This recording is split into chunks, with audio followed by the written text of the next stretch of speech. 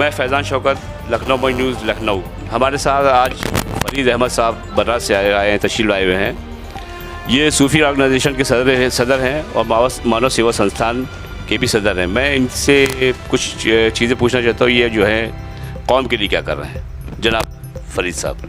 जी, मैं फरीद अहमद कादिर रज़वी नूरी शान बनारस से ताल्लुक़ रखता हूँ। मैं ऑल इंडिया सूफ़ी ऑर्गेनाइजेशन का नायब सदर हूँ व मानव सेवा संस्थान, मानव सेवा आश्रम, सद्भावना सेवा समिति का इसके तय सदर हूँ। मैं पूरे हिंदुस्तान के अंदर शांति सद्भावना के लिए काम कर रहा हूँ।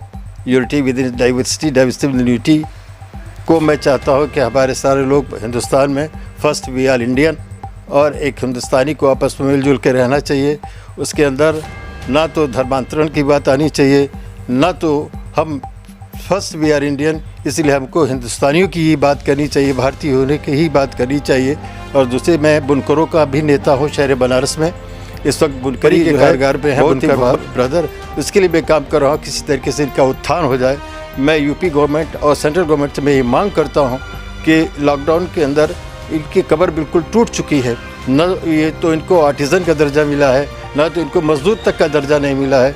मैं योगी आदित्यनाथ जी से लखनऊ मंच के माध्यम से, जो कि यहाँ की एक पत्रिका हमारे फैज़ान शौकत साहब निकालते हैं, उससे मैं ये डिमांड करता हूँ कि उसको अपने एक लेख को लिखें और बनारस के क्या ऑल ओवर इंडिया के जो बुनकर हैं, बुनकर सिर्फ मुसलमान ही नहीं, इसके अंदर बंगाली, गुजराती सारे बुनकर इसमें आते हैं, पटेल, मौर्य और कोरी जाति के लोग भी इसके अंदर बुनकरी का काम करते हैं।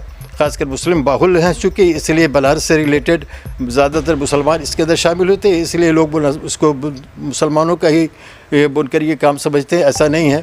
बनारस ये बुनकरी एक सांस्कृतिक काम के बारे में एक बुनकर जानता है कि अमेरिका में कैसा ड्रेस चलता है, जापान में कैसा ड्रेस चलता है और मॉरिशस में कैसा ड्रेस चलता है। ये सारे जहाँ के सारे हिंदुस्तान के सारे विश्व के कल्चर को जानता है कि वहाँ की भाषा के आधार पे कैसे वो ड्रेस पसंद करते हैं। कहीं बोनांजा कलर पसंद किया जाता है, कहीं लाइट कलर पसंद किया जाता है, जापानीज़ हल्का कलर पसंद करते हैं। तो मेरी ये आपके लखनऊ मंच से फैज़ान शौकत साहब से मेरी मुअद्दबाना गुजारिश है कि वो अपने लेख में बनारस के खासकर बुनकरों के बारे में, चूँकि संसदीय क्षेत्र भी है माननीय मोदी जी का, तो उसके बारे में उल्लेख करें बतावें। और जो भी उसके बाद भी जो जानकारी मुझसे चाहिए होगी, मैं उसके लिए हमेशा सदैव इस लखनऊ मंच के लिए तत्पर रहूँगा। और बड़ी खुशी की बात है कि हमारे फैज़ान शौकत साहब ने, इनके वालिद मोहतरम भी कौमी आवाज़ के बहुत ही अच्छे यहाँ पे नौजवानों के लिए कहना चाहूँगा कि अपनी समस्याओं को बेझिझक जिस तरीके से बेरोज़गारी की मार झेल रहे हैं, एजुकेशन उनका सही तरीके से नहीं प्रॉपर हो पा रहा है, इस पर भी हमारे स्टेट गवर्नमेंट और सेंट्रल गवर्नमेंट को उस पर चाहिए कि उनके ऊपर ध्यान दें। और कोविड के लिए मेरी एक अपील है कि बेझिझक हर मुसलमान भाई जिस तरीके से कोविड का इंजेक्शन लगाना चाहिए उसको लगावें। इसमें कोई आपको परेशानी हायल नहीं होगी, ना तो कोई इसका साइड इफ़ेक्ट होता है। देखिए, मौत तो बरहक है, कुल्लु नफ्सिन ज़ाइक़तुल मौत, लेकिन जब इंजेक्शन लगाने से मौत नहीं होगी, आपकी सेफ्टी होगी।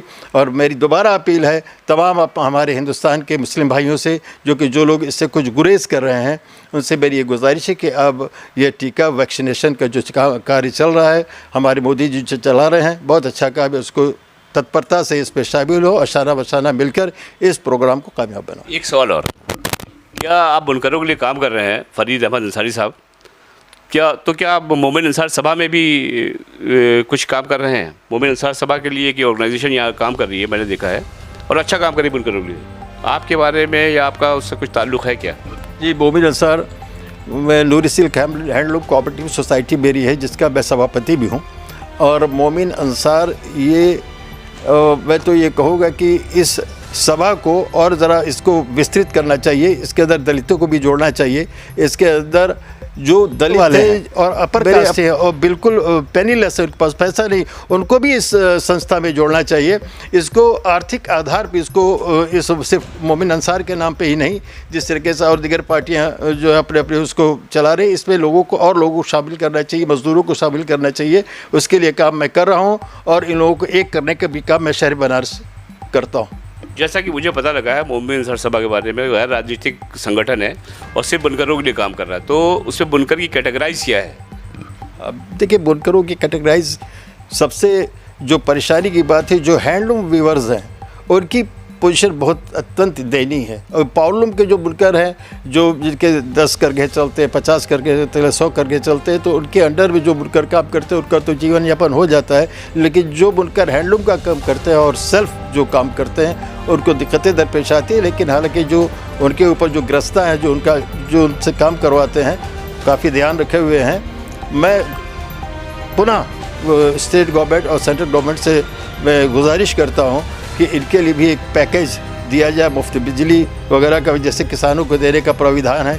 इनको भी, चूँकि ये LNV 1 का बहुत ही लगभग 200-250 यूनिट ही खर्च महीने में भी बमुश्किल हो पाता है। इस पर उसको ध्यान देना चाहिए, उसको मुफ्त बिजली दिया जाना चाहिए। जी, ये थे हमारी फरीद अहमद अंसारी साहब बनारस से, बहुत ही शांतिप्रिय